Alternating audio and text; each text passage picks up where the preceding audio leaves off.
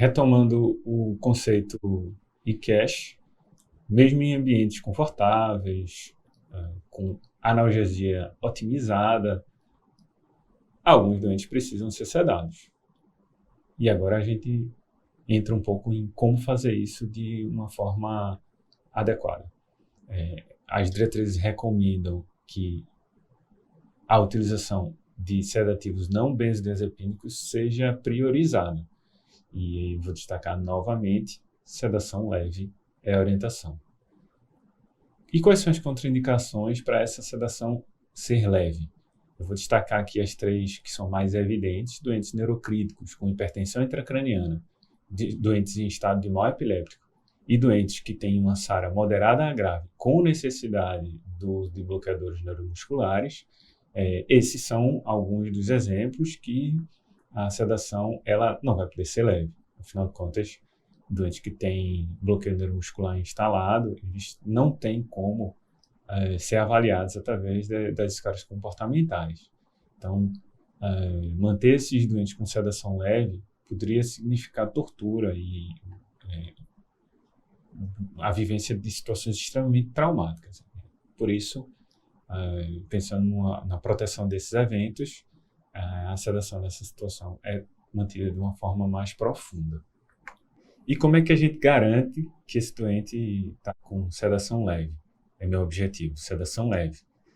Mas eu preciso de alguma escala que me dê a ideia de que eu consegui utilizar essa medicação de forma a não deixar o doente profundamente sedado. Isso, claro, não vale para aqueles doentes que estão sob bloqueio neuromuscular. A escala que é mais utilizada é a escala de Haas. Ela é uma ferramenta de avaliação já confiável, mas ela não fornece uma medida objetiva. Ela fornece uma medida que inclui subjetividade. É a escolha para aqueles doentes que não estão sob sedação muito profunda com bloqueio neuromuscular. Quando os doentes estão com bloqueio neuromuscular, aí existe a indicação de que você utilize tecnologias como o BIS, para que assim você consiga perceber se o nível de sedação está adequado, porque afinal de contas não vai ser possível avaliar através de medidas de comportamento. A escala de Haas, ela é uma escala que ela tem uma variação de +4 até -5. O objetivo de um paciente que não está sob bloqueio neuromuscular, está nos cuidados intensivos sob ventilação, é que você mantenha ele com algum grau de interação. Entre 0 e -2, normalmente nós esperamos. É claro que doentes que estão agitados, combativos, eles precisam de otimizar a sedação. Perceba que eu não falei uma dose específica do sedativo. A dose ela é adequada de acordo com escalas. Então, seu objetivo é atingir uma escala de 0 a -2, para que o doente fique confortável, mas também não esteja muito sedado. E a dose ela vai ser titulada a partir dessa sua meta. A aplicação da escala é relativamente simples. Hoje em dia, com a utilização de dispositivos eletrônicos, não é necessário que se grave a descrição de cada uma dessas pontuações, mas é interessante que, como é o objetivo para a maior parte dos pacientes sedados, o médico entende que o ideal é que esse doente esteja alerta e calmo. Muitas vezes a situação dele está torporoso ou levemente sedado, que é quando ele acorda rapidamente e mantém um contato ou um estímulo verbal, mas que não dura mais que 10 segundos. Essa situação é tolerável e até desejável. Mais do que isso, já é uma sedação como moderada ou profunda, que tem seus critérios específicos, como eu falei no slide anterior. Já existem alguns estudos que mostram que a sedação profunda ela pode se associar a um aumento da mortalidade. Esse estudo, que é um estudo pequeno, envolveu ao todo cerca de 150 pacientes, mostrou que aqueles pacientes com sedação profunda tiveram uma mortalidade aumentada, com significância estatística, depois de 6 meses. Vamos falar um pouco agora sobre alguns dos sedativos que são mais utilizados no contexto do paciente crítico. Vou dar um destaque inicial para a dexmedetomidina. Ela tem uma ação, além de sedativa, analgésica. Então, é uma medicação com bom perfil e pode ser utilizada inclusive para pacientes que não estão em ventilação mecânica. Ela promove um despertar fácil e tem uma mínima interação com o drive respiratório. Por isso, ela é interessante até para pacientes fora de ventilação mecânica. Ela tem uma início de ação que já vai a partir de 15 minutos, depois de 1 hora ela atinge a situação de controle. É extremamente eficaz, mas é importante destacar alguns efeitos colaterais dela, e a hipotensão e a bradicardia terminam sendo limitantes, em especial para pacientes mais críticos. Em doses um pouco mais altas, esses efeitos colaterais se evidenciam, e para aqueles pacientes que precisam de sedação mais profunda, em especial naquelas situações que eu citei de doentes neurocríticos e com necessidade de bloqueio neuromuscular, a dexmedetomidina já não é a primeira escolha, já não é uma boa opção. A ação dela é sobre os receptores adrenérgicos. Ela é relativamente parecida com a clonidina, entretanto ela age sobre receptores alfa-2C com maior intensidade do que a clonidina, que age um pouco mais sobre os receptores alfa-2A. Por isso a clonidina tem um efeito de hipotensão mais marcado, enquanto a dexmedetomidina age um pouco mais sobre questões comportamentais. Mas assim como a clonidina, ela gera hipotensão e gera bradicardia. O segundo sedativo que nós vamos falar é o propofol, um sedativo que se liga a vários receptores do sistema nervoso central com o intuito de interromper a transmissão neural. Ele promove um despertar rápido quando suspenso, o que torna ele um sedativo interessante, em especial para aqueles pacientes em que se planeja um despertar e extubação relativamente rápidos. Ele tem uma ação de vasodilatação sistêmica, que muitas vezes promove hipotensão, mas isso não se mostrou como um efeito colateral muito prejudicial na maioria dos casos de doentes críticos. É uma emulsão lipídica, então tem um contexto de um risco maior de infecção com a utilização dele em acessos centrais. Isso também não tem um suporte de literatura, é teórico. É importante destacar que muitas vezes no Brasil não se tem as soluções em vidro com maior volume, que são adequadas para a infusão contínua, e várias unidades de cuidados intensivos juntam várias ampolas, em um frasco esvaziado de soro fisiológico, e isso sim aumenta o risco de infecção, porque é uma manipulação daquelas ampolas. Imagine, são aspiradas 5 a 10 ampolas e elas são todas introduzidas dentro de um frasco de soro fisiológico esvaziado. Imagine que eu manipulei 10 ampolas de uma solução lipídica e agora eu vou infundir no acesso central. Isso sim aumenta o risco de infecção, tem que estar muito atento e, por vezes, por essas questões contextuais, pode-se até preferir a não utilização dele. Aqui um estudo que mostrou um resultado favorável, inclusive em mortalidade, na comparação do propofol com o benzodiazepínico em pacientes em ventilação mecânica.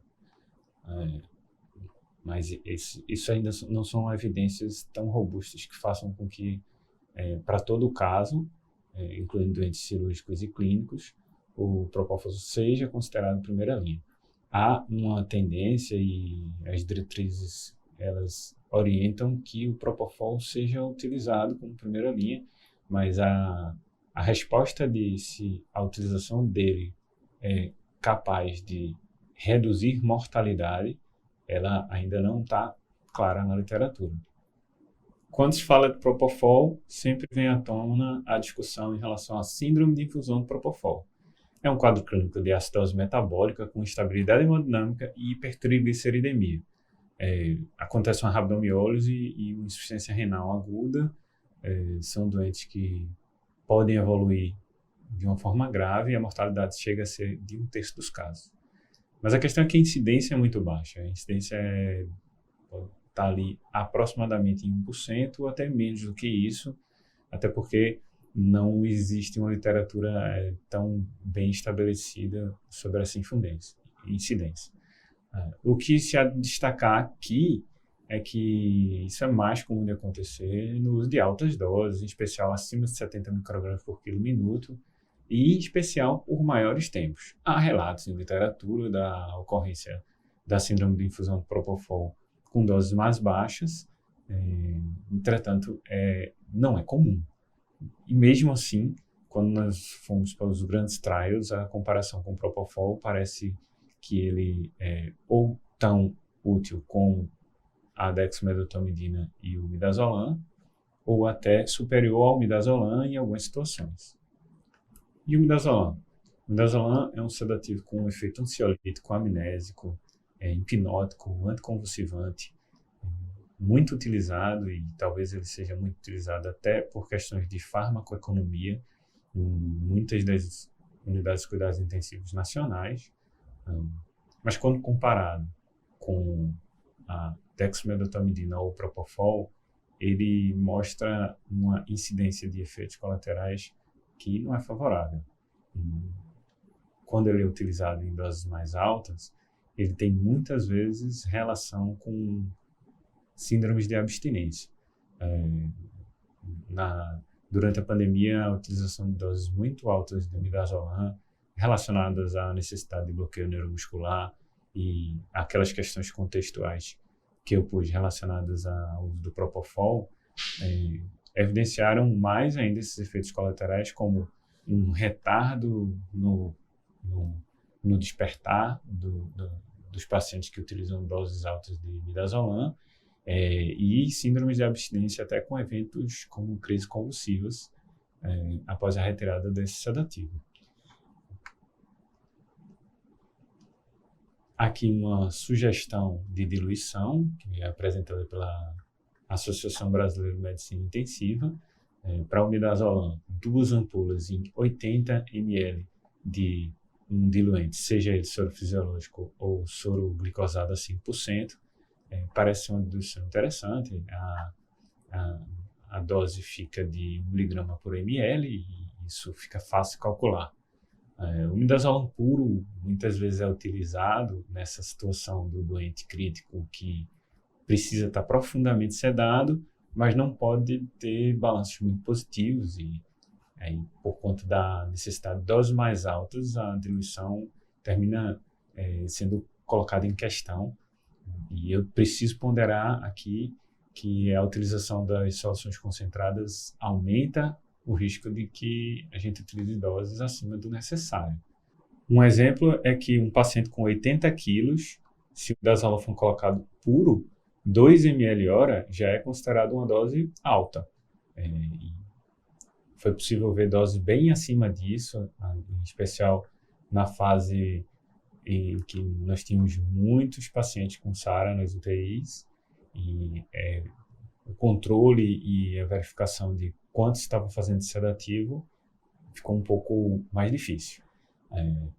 Para além da utilização de um sedativo em doses que vão trazer mais efeitos colaterais, a utilização dessas soluções puras também promove um desperdício muito grande. Basta dizer que para o preenchimento do equipo vai se utilizar pelo menos uma ampola daquilo. Então, foi intensamente discutida a falta de medicamentos sedativos, medicamentos para intubação ou mesmo para manutenção do paciente grave sedado, enquanto nós utilizávamos de uma forma relativamente irracional os sedativos para os pacientes clínicos.